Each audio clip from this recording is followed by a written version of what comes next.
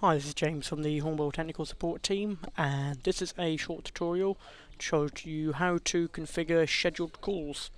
So what we're going to do is we're going to set up a new scheduled call. We'll see it coming through, and I'll also explain how these are stored and who can access them. So I'm using the 750 client, which is Service Pack 3. And this will also apply to all application versions and also all Supportworks ESP versions as well. So the first thing you need to do is just understand what kind of thing you want to do for your scheduled calls. Do you want to have it a scheduled call for a particular backup task, or you need to know how the call should be logged initially. So what I'm going to do is, let's say you want an incident to be logged every so often, which I'm sure is possible. You could also have service requests or change requests ready for backups or tapes, etc. So you need to have all your mandatory information in initially. So I'm just going to log it against my test one, and let's put something against hardware. So you need to fill in all of your mandatory fields here. Now this is at the point of where you would normally log and accept, you would assign it to someone else, but instead of doing that we're going to save it.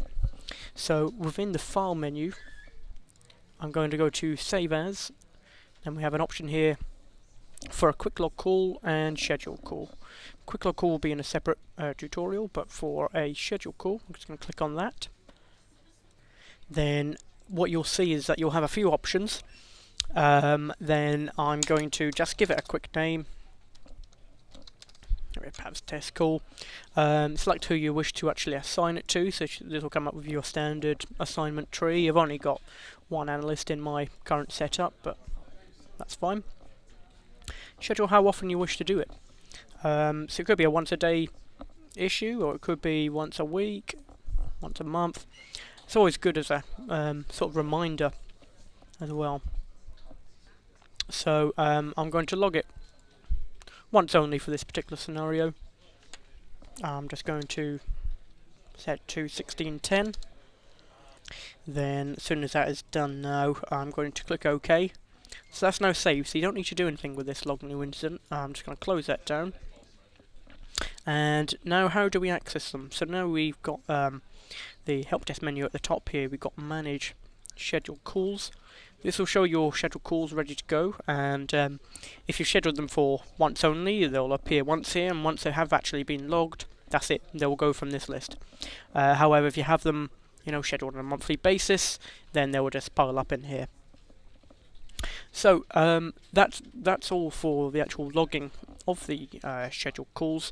What you do need to know, just while we're waiting for that to fire off, is that for these scheduled calls, only the person who actually created them will be able to see their own scheduled calls. So you can't have other analysts actually accessing them. You'd have to log in as that person to be able to see them.